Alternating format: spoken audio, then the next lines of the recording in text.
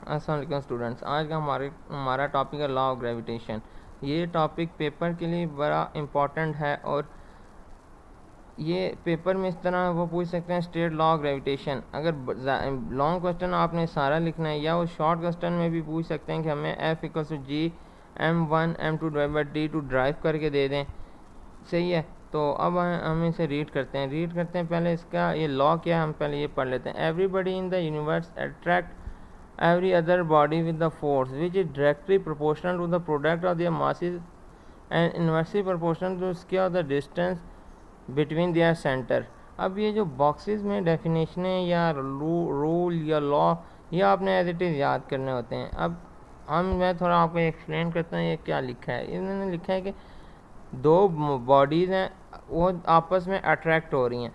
जो attractive force जो उन दोनों के बीच में है वो m1 और m2 के मास के डायरेक्टली प्रोपोर्शनल है। मतलब कि जब मास इंक्रीज़ करते जाएंगे तो इसकी फोर्स भी इंक्रीज़ होगी। और डिस्टेंस इन दोनों का जो स्क्वायर डिस्टेंस है बीच में, तो उस डिस्टेंस से इन्वर्सली यानी कि हम जब बॉडीज़ को दूर करते जाएंगे तो उसके दरमियान से ये फोर्स कम होती जाएगी। अब हम इसे प्रूफ करते हैं। देखें, एफ इज़ डायरेक्टली प्रोपोर्शनल, इन्होंने लिखा है directly proportional to m1 m2 और F is inversely proportional to d square यानी इन्वर्सली प्रोपोर्शनल होता है। हम इसे नीचे लिख देते हैं, तो F is inversely proportional to 1/d square. अब हम इसे कंबाइन करके लिखें तो किस तरह बन जाएगा, F is proportional to m1 m2 divided by d2। अब जब भी हम कोई प्रोपोर्शन हटाते हैं तो उसकी जगह हम कांस्टेंट लगाते हैं। इधर हम क्या लगाएंगे, ग्रेविटेशनल कांस्टेंट, वो क्या होता है जी। और अब इसकी वैल्यू क्या है, 6.673 मल्टीप्लाई 10⁻⁻11। तो ये इसकी ग्रेविटेशन कांस्टेंट की वैल्यू आपको याद होनी चाहिए। न्यूमेरिकल्स में भी काम आएंगी और ये वैसे न्यूमेरिकल में भी काम आएंगी और कोई वो MCQs में भी पूछ सकता है कि ग्रेविटेशन कांस्टेंट की वैल्यू क्या होती है। तो ये हो गया हमारा लॉ ऑफ ग्रेविटेशन। इसका मतलब ये है कि दो बॉडीज़ के बीच में एक फ़ोर्स होती है, वो फोर्स उनके मासेस के डायरेक्टली प्रोपोर्शनल और उनके डिस्टेंस के इन्वर्स स्क्वायर के इन्वर्सली प्रोपोर्शनल होता है।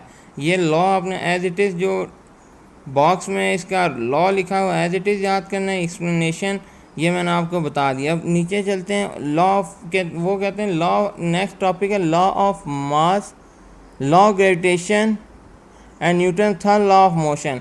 देखें, न्यूटन कह रहे हैं कि law of gravitation and Newton third law of motion दोनों मिलते जुलते हैं।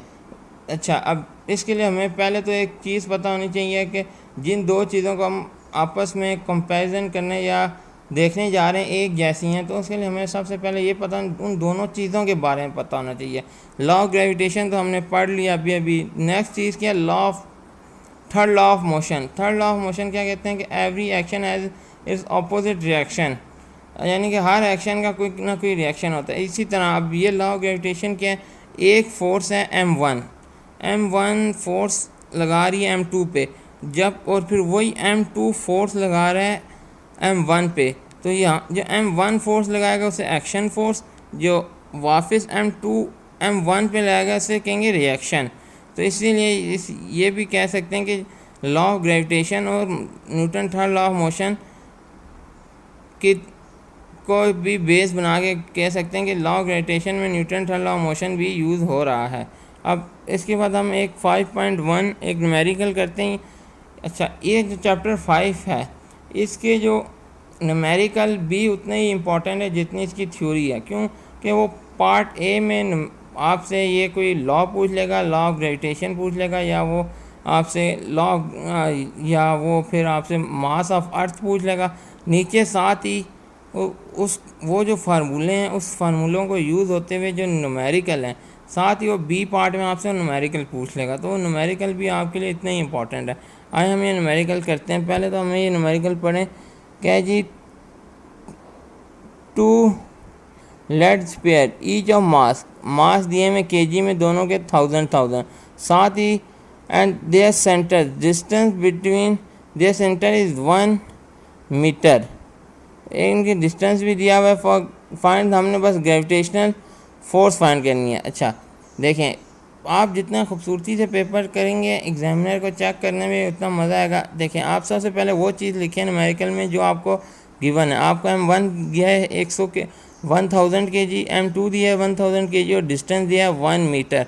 फिर उसके बाद नीचे उस न्यूमेरिकल का फार्मूला लिखें जो आप यूज़ करने लगें, F=G M1 M2 D2। अच्छा, आपने फ़र्ज़ किया एक फार्मूला नहीं लिखा और क्वेश्चन कर दिया, क्वेश्चन में कोई मिस्टेक हुई तो आपको एग्जामिनर नंबर नहीं देगा। मगर वो आप जब आपने फार्मूला लिख दिया, एग्जामिनर को पता है कि ये बंदे ने ये फार्मूला लगाना है, तो मे बी वो निचले वालों को इतनी इम्पोर्टेंस ना दे, मल्टीप्लाइड वगैरह जो होते हैं, अगर वो गलत भी हो जाए तो आपका 1-1.5 नंबर। जब आपने फार्मूला ही सही ऊपर नहीं लिखा तो एग्जामिनर को पता चल जाएगा इस बच्चे को कुछ नहीं आता, तो आपने फार्मूला भी लिख देना है साथ। आप सिंपल सा इसमें 1000 kg को वैल्यूज पुट किए हैं, 1 किया 1000, M2 किया 1000 डिवाइडेड बाई D1 का स्क्वायर, तो आपके पास सिंपल आंसर आ जाएगा। तो आज की क्लास के लिए इतना ही।